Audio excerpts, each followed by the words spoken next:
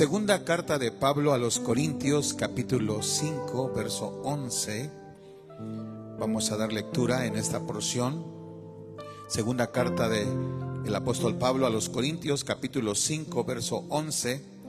Cuando lo encuentre, le pido se ponga nuevamente de pie. Vamos a leer todos juntos y después vamos a hacer otra oración pidiendo la dirección del Espíritu Santo. Dice así, hermanos, segunda de Corintios capítulo 5, verso 11.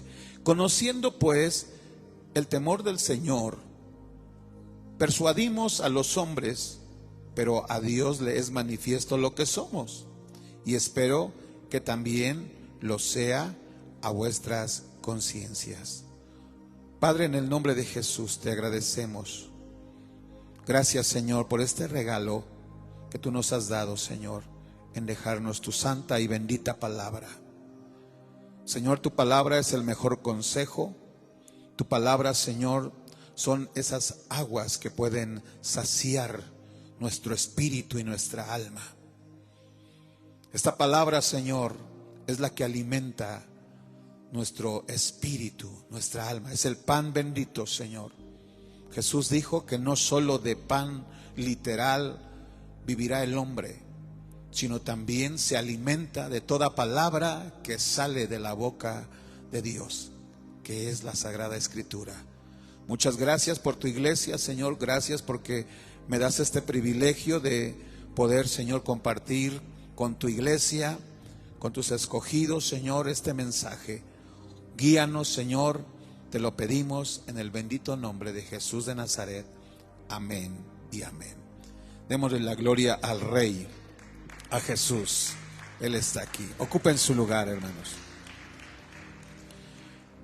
Queremos nuevamente agradecer a todos los que ya participan en el reloj de oración, ¿verdad? Ya casi todos los que estamos aquí ya tenemos conocimiento de lo que es el reloj de oración. Es una cadena de oración que iniciamos el jueves en la noche a las 23:59 y que terminamos el sábado igual a las 23:59. Tenemos un grupo de hermanos considerable, donde si uno participa, te inscribes en una hora para orar desde casa. Nos toca participar 2 días, ¿verdad? Que ora el viernes en la madrugada, nuevamente tiene que orar el sábado. Si alguien aún no está inscrito, le invitamos, hermanos, hermanas, a que se unan también a este reloj de oración, porque sabemos que es lo que quiere el Señor de nosotros, que su pueblo se humille, que nos postremos delante de la presencia del Señor, y Dios prometió que Él oiría desde los cielos. Así es que todos los que quieran también acompañarnos en estos reloj de oración, todos están cordialmente invitados. Gloria sea el nombre del Señor. Hermanos, vamos a continuar con este estudio donde estamos analizando cuáles eran características que el apóstol Pablo tenía en su ministerio. ¿Cuáles eran esas características de su apostolado?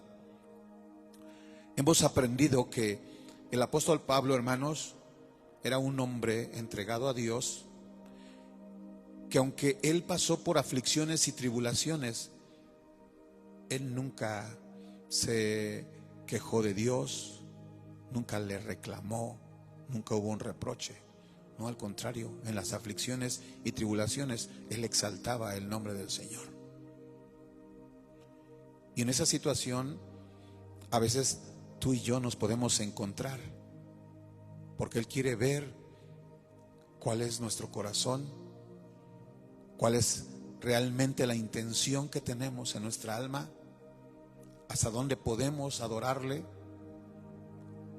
hasta dónde verdaderamente decimos que amamos a Dios. También Pablo, hermanos, otra característica de su apostolado es de que él enfrentó personas enemigos del evangelio que también lo perseguían a él, eran contenciosos, buscaban la manera de cómo encontrar un problema y difamarlo. Y esa es una manera que también, o una forma en la que el enemigo también opera en contra de nosotros. Cuando el cristiano está bien animado para servir al Señor, se encuentra gozoso, no va a faltar por ahí que alguien venga a querer estorbar nuestro caminar en el Señor. Se van a levantar contiendas, críticas, aún hasta te van a acusar de cosas que no has hecho. Una familia nos compartía en la semana que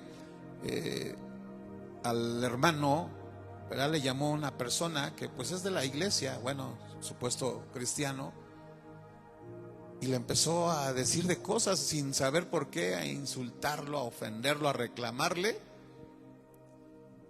Y como esa persona es del mismo grupo de oración donde se ora, pues al hermano le dolió tanto en su corazón que le hayan hecho. Entonces él dijo, mejor ya no voy a participar ahí. Yo lo voy a hacer desde mi casa.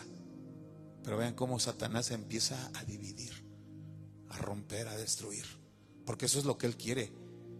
Que cuando está el grupo unido, cuando estamos todos clamando en un mismo, en una misma unidad, en un mismo sentido, es lo que va a hacer, va a buscar contención. Pero vean lo que hizo Pablo, hermanos. Aún con aquellos alborotadores y contenciosos que venían a acusarle injustamente, él se mostró indulgente. Él fue perdonador.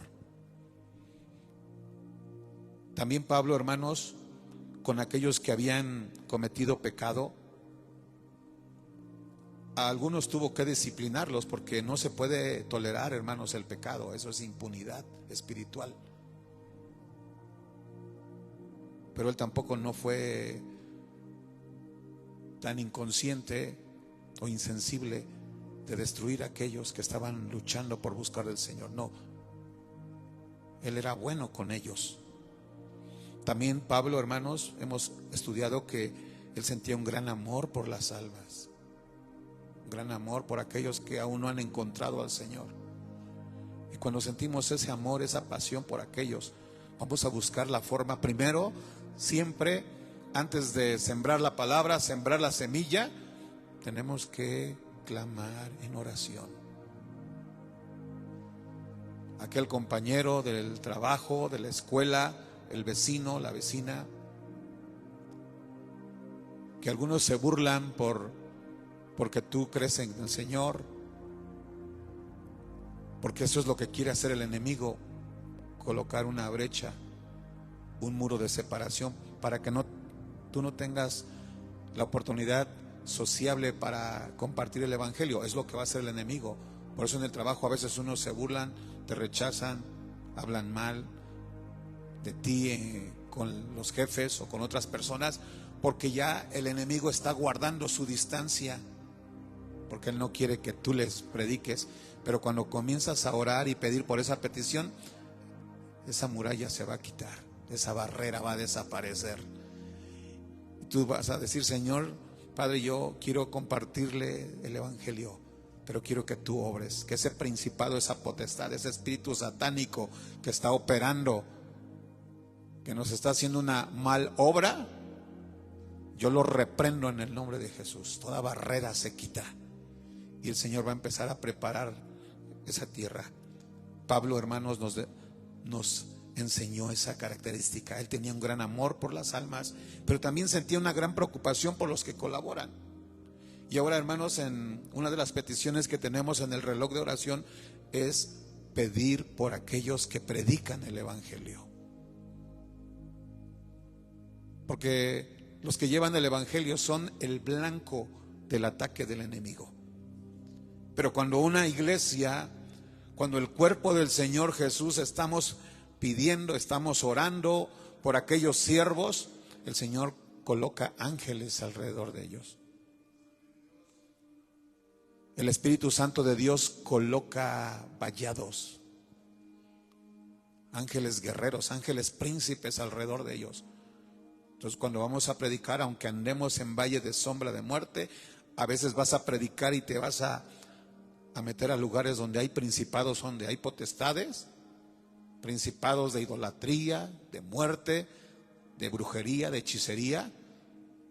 A veces ni sabemos con quién nos metemos, pero sí sabemos quién va con nosotros, quién es el que nos defiende, porque ahí está una iglesia clamando y que está preocupado por aquellos que colaboran en la obra del Señor. Esa era otra característica de Pablo, hermanos, un amor por las almas y una preocupación por los colaboradores. Otra cualidad y una virtud que también debemos nosotros imitar es de que Pablo, hermanos, a pesar del conocimiento, para mí es uno de los grandes evangelistas, predicadores. En la historia hemos encontrado teólogos, exégetas, maestros de la Biblia, grandes eruditos, hombres de la iglesia primitiva. Todos los apóstoles conocían la escritura, después mueren los apóstoles y continúa la era patrística. Lo que son los padres apostólicos son los que vinieron después de los apóstoles, muchos que estudiaban la escritura. Clemente de Alejandría, Clemente de Roma, muchos escritores, estudiosos de la palabra de Dios. Sin embargo, no se ha encontrado ninguno de estos maestros. Tenemos a San Agustín de Hipona, Orígenes. También tenemos maestros de la escritura como Juan Calvino, John Hus, Johannes Wycliffe, y hombres que existen en la historia, que aún en el periodo del oscurantismo, donde no se permitió, la religión tradicional no dejó que se estudiara la Biblia, todos aquellos maestros teólogos del primer siglo, segundo, tercer siglo, en el siglo IV hasta el siglo XII, que es la edad del oscurantismo, la Edad Media, la iglesia romana no permitió que se estudiara la escritura. Los hizo guardar silencio. Pero la palabra de Dios no puede estar escondida. Por eso Dios permitió que viniera la edad del renacentismo, siglo XV, siglo XVI, y ahí donde surgen nuevos maestros de la escritura. Tenemos a William Tyndale, uno de los hombres que él se dedicó a traducir la Biblia del griego al inglés. Pero por haber hecho esta tarea, hermanos, esta labor de traducir la Biblia, William Tyndale, él fue atado en un tronco, en una madera, le prendieron pólvora o le colocaron pólvora y le prendieron fuego. Pero él murió confiado en que él había hecho y había cumplido los propósitos de Dios en su vida. Grandes hombres de la escritura, de la palabra de Dios. Y al igual que el apóstol Pablo, hermanos, son hombres que tenían capacidades, habilidades, un conocimiento de la escritura impresionante, pero nunca hicieron alarde de sus habilidades ni de sus aptitudes, sino que siempre fueron humildes a Dios. Pablo fue un eco de lo que Jesús era. Jesús en esos 3 años y medio de ministerio, él predicó su evangelio, su palabra, y también Pablo hizo exactamente lo mismo. El tiempo que tuvo de vida, Pablo se convierte aproximadamente por el año 37, 10 años, 11 años aproximadamente después, él comienza su viaje misionero, 4 viajes misioneros. Por el año 67, 68, ¿verdad? Pablo fue decapitado. Sin embargo, él entregó su vida al Señor Jesús. El tiempo que él estuvo sobre esta tierra, él no hizo más que dar a conocer el evangelio del Señor Jesucristo. También hemos aprendido del apóstol Pablo que él reconoció, hermanos, su ministerio, y él dijo que era por la misericordia de Dios. Otra cualidad de Pablo, él admitió sus debilidades. Él se reconoció que él no era nada, sino que era por la misericordia de Dios, y en lugar de resaltarse a sí mismo, a su ministerio, lo que él tenía, su obra que había hecho en la tierra, él únicamente resaltó el poder de Dios. Y también Pablo, hermanos, nos vino a enseñar no una ciudadanía terrenal, sino él nos habló que tenemos una ciudadanía en el reino de los cielos. ¿Cuántos dan gloria al Señor por ese lugar maravilloso que el Padre ha preparado, que Jesucristo ha preparado para nosotros? Y hoy, hermanos, veremos otra cualidad del apóstol Pablo. Él era temeroso de Dios y jamás buscó su propia vanagloria. En este verso que estudiamos, 2 de Corintios 5:11, dice el apóstol Pablo: conociendo pues el temor del Señor. ¿Qué es el temor del Señor? Aunque se usa una palabra que en nuestro castellano tiene un significado, hermanos, pero ahora que estudiamos las leyes de la interpretación, las reglas de la interpretación, a través de la hermenéutica, nos damos cuenta, hermanos, que tenemos que comprender y entender cuál era el significado que se usaba en ese tiempo, en esa fecha. Y la palabra temor en nuestro tiempo significa miedo, tenerle pavor a algo. Sin embargo, en el contexto bíblico, en el contexto cultural y en el contexto histórico de la palabra temor, representaba tener admiración de Dios, tener un respeto reverencial. Eso significaba en el contexto. Cuando Pablo escribió temor del Señor, hablaba de que él sentía una gran admiración por Dios, un respeto reverencial. No es lo mismo, hermanos, tener temor de Dios que tenerle miedo a un tirano o a un dictador. No es el mismo contexto histórico. No debemos temerle a su ira, al menos que temamos al castigo debido a una mala consecuencia o un corazón duro a causa del pecado. Dice Romanos capítulo 2, versos 5 al 9, Romanos capítulo 2, versos 5 al 9, que un día, hermanos, el mundo entero va a experimentar la ira de Dios. Pero nosotros como hijos de Dios no estamos para esa condenación. Por eso no tenemos ese temor, ese miedo. No, al contrario, sentimos una gran admiración por Dios, por decir: gracias, Señor, porque tú me libraste de esa ira que va a venir. Pero ¿será que Dios es tirano o es cruel? No, hermanos.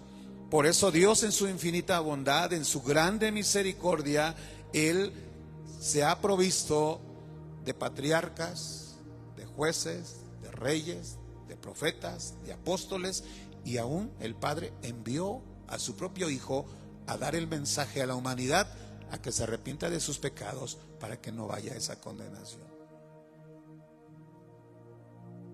Dice Romanos 2:5 que aquel que ha rechazado el mensaje, ya vino Jesucristo mismo a invitar a la humanidad, a llamarlo al arrepentimiento. Pero si el hombre rechaza esa invitación, dice que por esa dureza del corazón, que no se arrepiente, que sigue en pecado, aquel que no se arrepiente, que rechaza el mensaje de salvación, que no busca de Dios, que no vive en santidad, está atesorando. Algunos están atesorando riquezas porque a veces no tienen tiempo para congregarse. Están atesorando riquezas, según ellos, para su retiro, Pero no solo están atesorando riquezas, también están atesorando para sí mismos ira, para el día de la ira y de la revelación del justo juicio de Dios. ¿Cuál es ese justo juicio de Dios? Se le conoce como el día del Señor, que va a comenzar desde el arrebatamiento, 7 años de grande tribulación, 21 juicios sobre la tierra, 1000 años del gobierno terrenal de Jesucristo, del milenio, y finalmente el juicio del trono blanco, donde un día todos, muertos y vivos, se presentarán.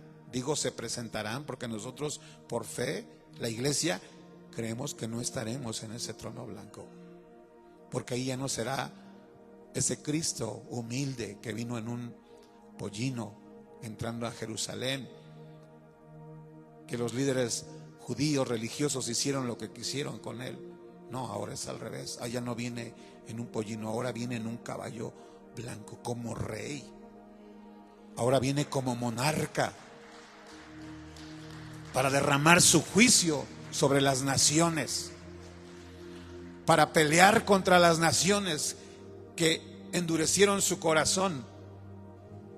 Viene a salvar a su pueblo de Israel, que también se quedó en la grande tribulación por no creer en el Mesías. Él peleará con el anticristo. Ese es el juicio de Dios. Pero ese juicio, ¿para quién es? Para los que endurecen su corazón, para los que no se quieren arrepentir. Pero aquellos que el Señor ha quebrantado nuestro corazón, que ha puesto arrepentimiento, ha puesto fe, y ahora nos hemos arrepentido, hemos confesado nuestros pecados al Señor y hemos rendido nuestra vida, no estaremos en ese gran trono blanco. Nosotros queremos estar en la gloria de Dios, en el arrebatamiento, en el tribunal de Cristo. Porque hay dos juicios: el juicio de Cristo o el tribunal de Cristo, que es para la iglesia, donde se recompensará las obras del cristiano. Pero también está el trono blanco, que ahí no va a haber misericordia, hermanos. Ahí aquel que entró por la puerta angosta, estrecha, que le costó mucho entrar, pero que ahí está, que aunque el enemigo lo quiere sacar de ahí, pero el cristiano se aferra y está en el lugar correcto. Los que están escritos en el libro de la vida del Cordero, ellos no estarán ahí delante del trono blanco, porque ahí estarán esos libros para que todo hombre, no importa la clase social, no importan las influencias, ni su raza, ni su religión, todos aquellos que rechazaron a Cristo, delante de ese trono blanco, ahí, hermanos, ellos se presentarán, y el juez, que es Cristo, que ahora va a ser él mismo el magistrado, él mismo el juez, él estará en ese trono blanco, y él dice que todos se presentarán delante de Dios para decirles cuál es su nombre, y Jesús preguntará el nombre a cada uno. Aún los que ya murieron, los que murieron en pecado, también Dios les va a dar la oportunidad de resucitarlos, pero nada más para presentarse en ese juicio. Y cuando ellos den su nombre, los ángeles buscarán el nombre, y si el nombre no aparece en el libro de la vida, ¿qué sucederá? Apocalipsis 20:15: los que no fueron hallados sus nombres escritos en el libro de la vida serán lanzados al Jena, al lago de fuego. Pero los que hemos creído en el Señor no tenemos temor de Dios, no, al contrario, le decimos: gracias, Señor, porque enviaste a tu Hijo Jesucristo, aún perdido, aún en el alcohol, aún en la idolatría, en la maldad, en el adulterio, aún estando al borde de la muerte. De ahí, Señor, tú me rescataste. Dale gracias al Señor, porque Él ha sido bueno. Y dice Pablo, tenemos ese temor, tenemos ese respeto con Dios, y ahora vamos a persuadir, vamos a convencer a los hombres lo que Él ha hecho con nosotros. Ese es nuestro testimonio que convence, que persuade. Pero vean cómo el verdadero siervo del Señor es temeroso de Dios y persuade a la gente no hablando bien de Él mismo. No. A veces hemos escuchado testimonios, ahí aparecen en YouTube, en Facebook o en las plataformas de internet, testimonios que uno que fue al infierno, que otro que fue al cielo, que estuvo muerto no sé cuántas horas, o uno que fue brujo, otro que fue hechicero y asesino, y se la pasan en su testimonio hablando de todo lo malo que hicieron. No, nosotros no vamos a hablar de lo malo, vamos a hablar de lo bueno que Cristo ha hecho con nosotros. Por eso dice aquí, persuadimos a los hombres, pero les vamos a manifestar de Dios, no lo que somos, no, sino ahora vamos a hablar de lo que Él ha hecho. Dice el verso 12, no nos recomendamos a nosotros mismos, no vamos a hablar de lo que somos en nuestro tiempo, sino lo que es Cristo. Gloria al Señor. Para que no tengáis con qué responder a los que se glorían en las apariencias. En el tiempo de Pablo, hermanos, en su contexto histórico, hemos hablado que los apóstoles, la iglesia luchaba contra los judaizantes, contra los judíos, contra los gnósticos, contra los docetistas, varias sectas. Pero estos querían hablar bien, que tenían estudio, que eran letrados, habían estado con los rabinos de Israel. O sea, solamente su apariencia para tratar de ganar a la gente. Pero la gente después los seguía a ellos. Es lo que quería pasar en la iglesia de Corinto. Unos dijeron, no, yo soy de Cefas, no, para mí Pedro es el bueno. Otros decían, no, Apolos, ¿no lo has escuchado? Él estudió en la escuela de Alejandría. Él estudió teología ahí en Alejandría. Él es el efectivo, es elocuente, es preparado. Y muchos de los de la iglesia de Corinto querían seguir a Apolos. Y otros decían, no, para mí Pablo. No hay quien lo alcance, no hay quien se pueda comparar con él. Y vean, y aunque querían hablar bien de Pablo, él no permitió eso. Él les dijo que ni Cefas, ni Apolos, ni Silas, ni Pablo habían muerto por la iglesia. El que murió por nosotros se llama Jesucristo. Y a Jesucristo es al que exaltamos, a Jesucristo es al que adoramos, a Jesucristo es al que le damos la gloria y es al que hablamos de Él, no hablamos de nosotros. El verdadero siervo del Señor es temeroso de Dios, va a persuadir a la gente, no hablando bien de sí mismo, sino hablando bien de Dios, de lo que el Señor Jesucristo ha hecho por nosotros. Aquí en el versículo 13 al verso 17 encontramos otra primicia, que el verdadero siervo de Dios ahora vive como una nueva criatura para agradar a aquel que murió por nosotros. Ya vimos, hermanos, que Pablo tenía un temor a Dios, y por ese temor a Dios, él cuando predicaba, por ese respeto a Dios, él no se predicaba a sí mismo, sino el verdadero siervo de Dios habla únicamente del que lo salvó. Pero también ese verdadero siervo de Dios que tiene temor de Dios, que tiene respeto de Dios, ahora va a demostrar que es una nueva criatura, que cambia, no porque alguien lo va a ver, no, pues aquí para que no digan, pues me voy a portar bien. Es que ahí sales a un centro comercial o a la escuela o a algún lugar. No, es que ahí está el hermano, pues ahorita me voy a portar bien, porque ahí creo que se vaya a la congregación, al instituto. No, el siervo de Dios ha nacido de nuevo.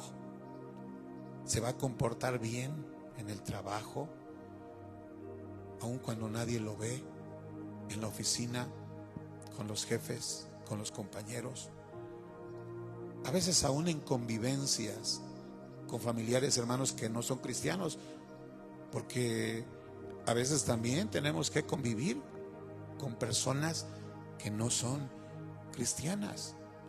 No debemos participar de fiestas patronales o de ceremonias religiosas. Pero en cumpleaños o en fiestas que pues no se está celebrando a ningún ídolo, no se está venerando a ninguna virgen, no se está celebrando algún bautismo de niños, porque todo lo que prohíbe la Biblia, hermanos, no tenemos que ser partícipes. Pero a veces tenemos que estar ahí conviviendo, no como ellos, sino o buscar la oportunidad para compartir la palabra del Señor. Ahora tenemos que estar ahí a veces. Pero tenemos que manifestar que somos nueva criatura.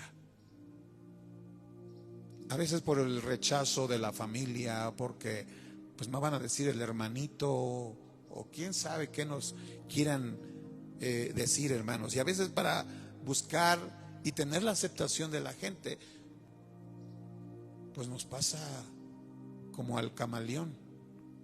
Nos acomodamos a la situación, nos ponemos del color de la situación, de las circunstancias. No, hermanos, el verdadero siervo de Dios que tiene temor a Dios no habla de él, habla del Padre, pero también ahora vive como una nueva criatura para agradar a aquel que lo ha salvado. Pablo hablaba de quién, hermanos, de Cristo que lo salvó, pero no solo hablaba de él, hablaba bien de él, sino también quería agradarlo a él. ¿A cuántos el Señor Jesucristo creen que ya nos ha perdonado? Levanten la mano, ¿cuántos están agradecidos con el Señor? Porque Él entregó su vida por nosotros. Él murió por nosotros. Y no importa, aunque la gente diga que estamos locos o que nos pegan, que ya no eres hombre, te dicen, no, tú ya no eres hombre. Y a veces los jovencitos o las señoritas, con tal de que las vean como con más respeto, pues ahí todavía están con una fumadita, o los que invitan drogas. Y muchos dicen, no, pues para que no se vayan a burlar de que no soy hombre, pero muchos quieren participar. No se demuestra de esa manera. No, jóvenes, señoritas, rechacen todo lo que el diablo les ofrece.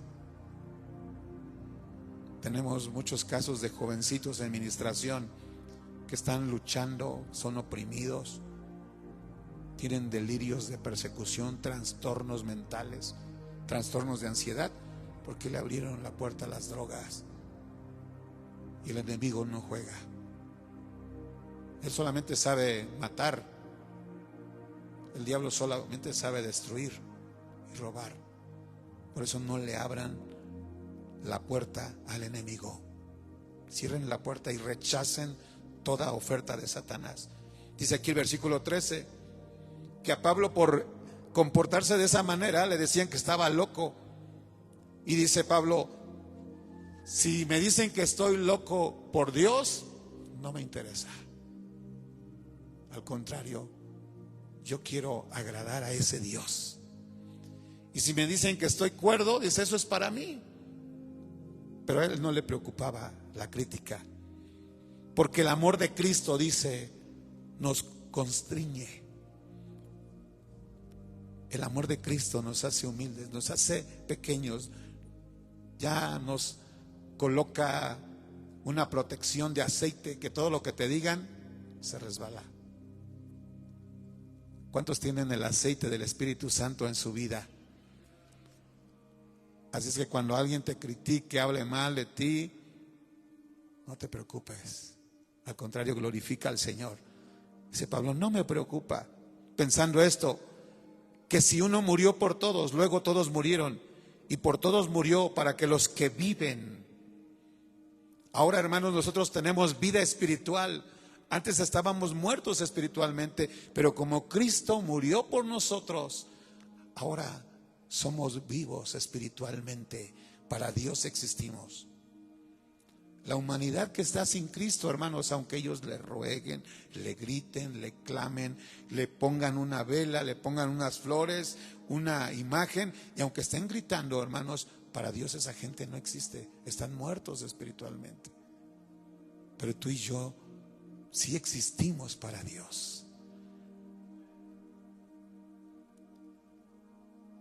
Pero dice aquí Pablo, para que todos los que viven, ¿cuántos viven? A ver, ¿cuántos vivos hay aquí? ¿A cuántos el Señor les ha dado vida espiritual?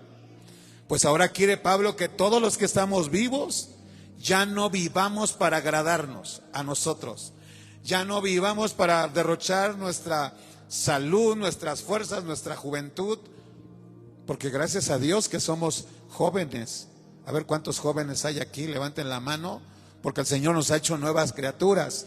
Ahora los que vivimos, los que tenemos vida espiritual, ya no vamos a perder nuestro tiempo, no vamos a desgastar nuestras fuerzas, desvelarnos ahí, porque el desvelo, hermanos, reduce tu sistema inmunológico. El desvelarte, trasnocharte, no alimentarte bien, reduces tu sistema inmunológico. Pero cuando se ejercita, cuando hay una alimentación saludable, entonces ahora nuestra vida, hermanos, va a rendir más. Y cuando vivimos en obediencia al Señor, cuando buscamos del Señor Jesucristo, cuando cuidamos nuestro cuerpo, cuando estamos unidos a Dios, Él va a traer sanidad, tanto espiritual, pero también salud física, sanidad física a nuestro cuerpo. Pero ahora los que vivimos ya no vamos a vivir para derrochar nuestras fuerzas en el mal, sino vamos a vivir para aquel que murió para resucitarnos, que se llama Jesucristo de Nazaret. ¿Cuántos se han comprometido a vivir para el Señor? Para vivir para Él, agradándole a Él. Porque el Señor tiene ángeles vigilándonos. Hay una gran nube de testigos viendo cuál es nuestro desempeño. Los satélites celestiales, los satélites de la gran ciudad celestial están únicamente viendo lo que nosotros hacemos. Si estamos creciendo espiritualmente, si estamos buscando del Señor, si estamos predicando su palabra, ¿qué tal estamos comportándonos, dando frutos? ¿Cómo está nuestro temperamento? ¿Cómo está nuestra templanza, nuestro dominio propio? Dios todo lo está mirando. Tenemos que vivir para agradar a Él. Dice el verso 16, de manera que nosotros de aquí en adelante a nadie conocemos según la carne. Y aun si a Cristo conocimos según la carne, ya no lo conocemos así. ¿A qué se refiere esta palabra? Pablo, hermanos, cuando estaba viendo a los hermanos de Corinto y a las otras iglesias, él veía que tal vez algunos ya eran más ancianos, más grandes que otros, pero él ya no veía ese cuerpo terrenal, no, él veía dentro de ellos a seres espirituales que también van a estar en el reino de los cielos. La Biblia no nos menciona si Pablo conoció físicamente a Cristo, pero por lo que él habla, él dice que lo vio cara a cara. Aunque él no caminó con él en el ministerio, él no fue llamado directamente entre los 12, pero cuando él iba en camino a Damasco, a lo que hoy es Siria, ahí tuvo un encuentro con el Señor. Entonces, Pablo ya no lo conoció físicamente, pero lo conoció a Jesús ya en su condición espiritual divina. Pero un día también nosotros veremos al Señor Jesús. Un día le conoceremos. Dice el versículo 17, de modo que si alguno está en Cristo, nueva criatura es. Las cosas viejas pasaron y aquí todas son hechas nuevas. Y yo creo que todos tenemos, hermanos, la capacidad, la habilidad de saber ¿Qué es lo que a Dios ya no le agrada? ¿Y qué aún todavía estamos practicando de lo que hacíamos antes de venir a Cristo? Todo eso tenemos que rechazarlo. Versículo 18: y todo esto proviene de Dios, quien nos reconcilió consigo mismo por Cristo y nos dio el ministerio de la reconciliación. Que Dios estaba en Cristo reconciliando consigo al mundo, no tomándoles en cuenta a los hombres sus pecados, y nos encargó a nosotros la palabra de la reconciliación. Aquí viene la otra característica de Pablo. Era temeroso de Dios, y por ese temor únicamente reconocía al Señor, exaltaba al Señor, pero también se comportaba, vivía como una nueva criatura. Pero ahora, por ese temor que Pablo tenía, ese respeto a Dios, ahora él predicaba el evangelio de la reconciliación. Él no era egoísta de decir cuánto me perdonó a mí el Señor. No, él no se quedó con lo que Dios había hecho con él, sino también quería que otros conocieran ese mensaje. Y es lo que tú y yo tenemos que hacer: decirle a la gente, guiarle por el camino, cómo él puede también alcanzar misericordia de Dios. Así como tú y yo alcanzamos la misericordia de Dios, también tenemos que guiarlos a ellos. Dice, somos embajadores, somos representantes de Dios aquí en esta tierra. Ahora somos los que les mostramos a la gente que Jesucristo, Él perdonó todos nuestros pecados, pero que también, así como Dios perdonó nuestros pecados, también Dios de la misma manera lo va a hacer con ellos. Pero tú y yo tenemos que enseñarles, hermanos. A veces hay cosas muy sencillas aquí en la tierra, hay cosas muy simples, pero que a veces no sabemos hacerlas. Un ejemplo es la tecnología, ¿verdad? Podemos ver a los niños que es más fácil que muevan un dispositivo, un iPad, un celular, y a otros se dificulta. Y así sucede igual, hermanos, con el mundo de afuera. No saben. Ellos están orando de una manera porque piensan que esa es la forma correcta. Ellos le están pidiendo a un objeto porque piensan que así es. Pero no, algo tan sencillo no es así. Pero tú y yo sabemos cómo enseñarles a orar verdaderamente a Dios. Y también enseñarles cómo el Señor perdonó o nos perdonó nuestros pecados. También enseñarles que Dios a ellos también les puede perdonar, confesando nuestros pecados y pidiéndole perdón. Vamos a estar de pie. Tenemos esta responsabilidad, hermanos.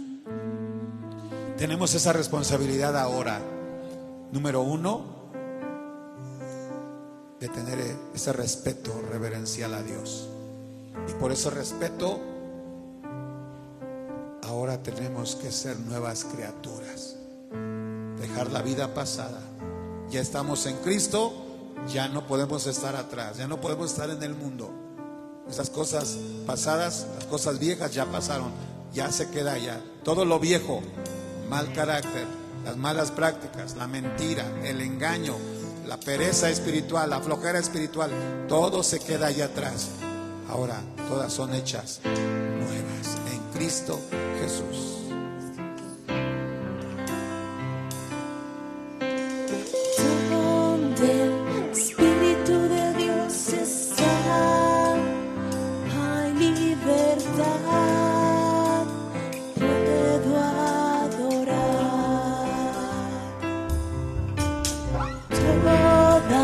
Mis culpas y maldades fueron borradas en la cruz.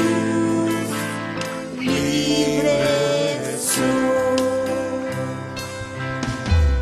perdonado soy, solo por tu amor. No hay más condenación. Cristo me libertó.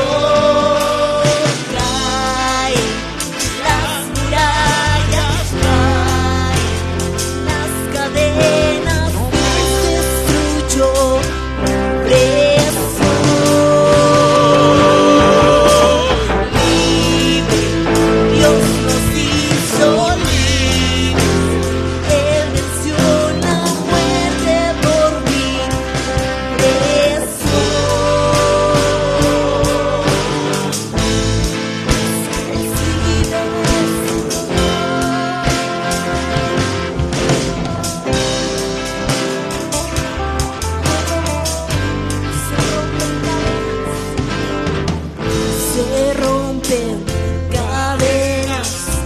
soy esclavo más. En Cristo soy libre, no hay más condenación. Se rompen cadenas, no soy esclavo más. En Cristo soy libre, no hay más condenación. Se rompen cadenas, no soy esclavo más. En Cristo soy libre, no hay más condenación. Caen las murallas, caen las cadenas, Dios destruyó. Libre soy, libre, libre, Dios me hizo libre. Él venció la muerte por mí. Libre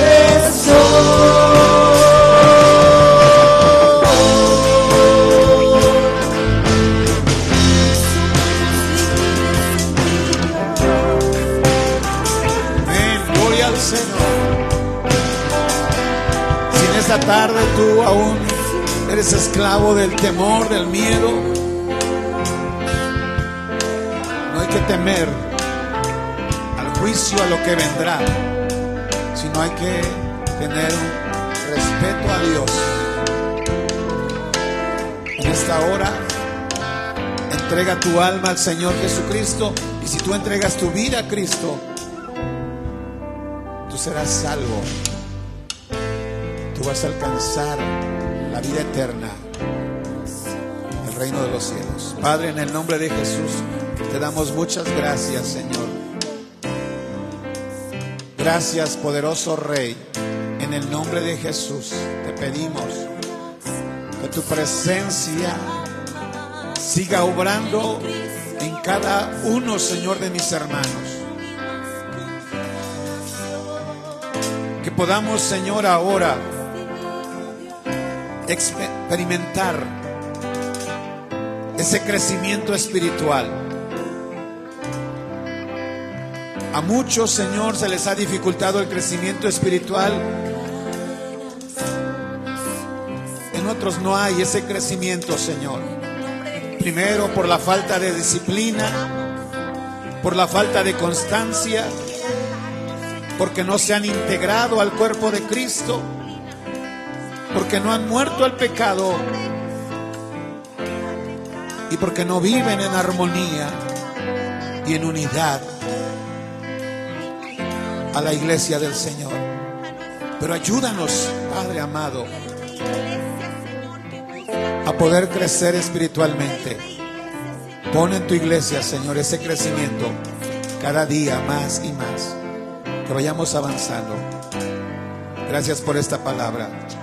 Gracias por este pueblo. Gracias por esta iglesia, Señor.